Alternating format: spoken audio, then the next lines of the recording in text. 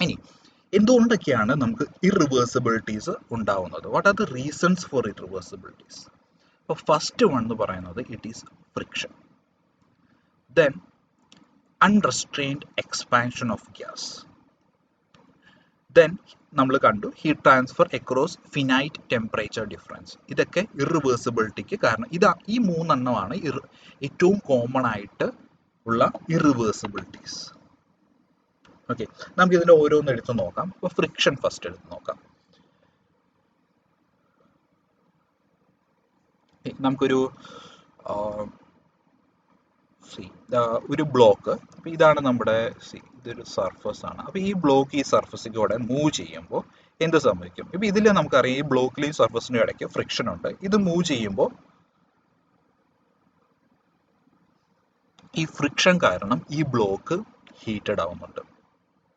ഈ ഒരു opposing friction, അതായത് ഒരു വർക്ക് നടത്തിയാൽ മാത്രമേ ഒരു ഫ്രിക്ഷൻ ഓവർകം ചെയ്താലേ ഈ ബ്ലോക്കിന് മൂവ് ചെയ്യാൻ പറ്റുള്ളൂ. പക്ഷേ ഈ ഫ്രിക്ഷൻ കാരണം ഈ ബ്ലോക്ക് ഹീറ്റഡ് ആവും, ബ്ലോക്കും ഹീറ്റഡ് ആവും, ഈ സർഫസും ഹീറ്റഡ് ആവും. ആ ഹീറ്റ് നേരെ നിങ്ങളുടെ സറൗണ്ടിങ്സിലേക്ക് തിരിച്ചു പോവുകയാണ് ചെയ്യുന്നത്. അപ്പോൾ ഈ പ്രോസസ്സിൽ അപ്പോൾ ഇത് ഇവിടുന്ന് ഇവിടം വരെ മൂവ് ചെയ്യുമ്പോൾ ആ ഫ്രിക്ഷൻ ഓവർകം ചെയ്യണം. അപ്പോൾ ഇതിലെ ഓപ്പോസിറ്റ് ഒരു വർക്ക് ഉണ്ടെന്ന് അസ്യൂം ചെയ്യുക. ആ വർക്കിനെ, അതായത് ഫ്രിക്ഷണൽ വർക്ക് ഓവർകം ചെയ്താലേ മൂവ് ചെയ്യാൻ പറ്റത്തുള്ളൂ. ഈ ഫ്രിക്ഷൻ കാരണം ഈ ബോഡിയും ഹീറ്റഡ് ആവും, സർഫസ് ഹീറ്റഡ് ആവും. അപ്പം നമ്മളത് വെയിറ്റ് ചെയ്ത് കഴിഞ്ഞാൽ കുറച്ച് ടൈം കഴിയുമ്പോഴത്തേക്കും ബോഡിയിലെയും സർഫസിലെയും ഹീറ്റ് പതുക്കെ സറൗണ്ടിങ്സിലേക്ക് പോകും.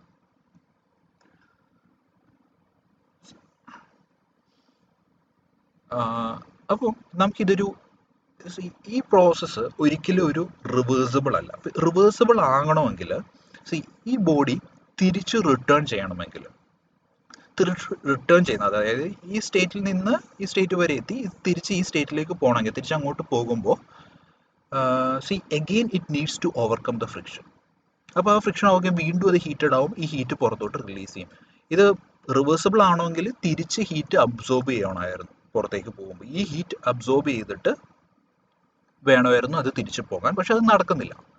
വീണ്ടും അത് ഹീറ്റഡ് ആവുകയാണ് ചെയ്യുന്നത്. അപ്പോൾ വീണ്ടും സറൗണ്ടിങ്സിൽ അത്രയും it leaves a trace in the surrounding തിരിച്ചു പോകുമ്പോഴും.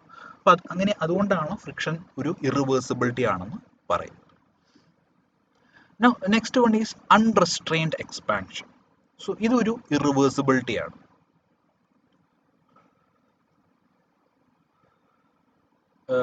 ഇപ്പം നമ്മൾ നോക്കുമ്പോൾ രണ്ട് ടൈപ്പ് കംപ്രഷൻ ഉണ്ട്. ഇപ്പം നിങ്ങൾ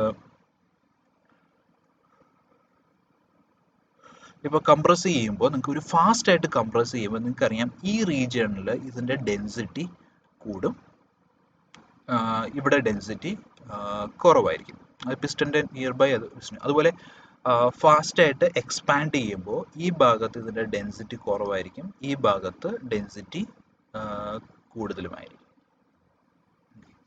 ഇനി അൺറെസ്ട്രെയിൻഡ് എക്സ്പാൻഷൻ എന്ന് പറയുന്നത് ഇപ്പോൾ ചെറിയൊരു ഹോൾ ഉണ്ടെങ്കിൽ ഇത് ഓട്ടോമാറ്റിക്കലി ഇത് എക്സ്പാൻഡ് ചെയ്യും. ഇപ്പോൾ ഹൈ പ്രഷറിൽ നിന്ന് നേരെ ലോ പ്രഷറിലേക്ക് എക്സ്പാൻഡ് ചെയ്യും. അപ്പോൾ ഈ process it is a completely reversible process. കാരണം ഇതിനെ വീണ്ടും നിങ്ങൾ തിരിച്ച് പഴയ സ്റ്റേറ്റിലേക്ക് ആക്കണമെങ്കിൽ you need to do an external work. അതിനെ വീണ്ടും കംപ്രസ് ചെയ്ത്, അപ്പോൾ ഒരു എക്സ്റ്റേണൽ വർക്ക് വേണം. അപ്പോൾ അതൊരു വീണ്ടും നിങ്ങളിത് വീണ്ടും കംപ്രസ് ചെയ്യുമ്പോൾ ഇതിൻ്റെ ഈ ഗ്യാസിൻ്റെ ടെമ്പറേച്ചർ കൂടും, അത് സറൗണ്ടിങ്സിലേക്ക് പോകും. So it leaves a trace in the surrounding. അപ്പോൾ അൺറെസ്ട്രെയിൻഡ് എക്സ്പാൻഷൻ വേറൊരു ഇറിവേഴ്സിബിലിറ്റി ആണ്. സോ നെക്സ്റ്റ് വൺ എന്ന് പറയുന്നത് ഫിനൈറ്റ് ടെമ്പറേച്ചർ ഹീറ്റ് ട്രാൻസ്ഫർ ആണ്.